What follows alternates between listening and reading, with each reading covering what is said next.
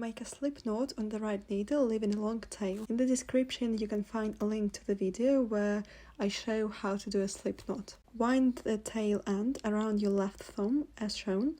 Wrap the yarn from the ball over your left index finger as shown and secure the ends in your palm.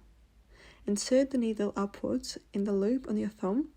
Then with the needle, draw the yarn from the ball through the loop to form a stitch. Take your thumb out of the loop and tighten the loop on the needle. Continue in this way until all stitches are cast on.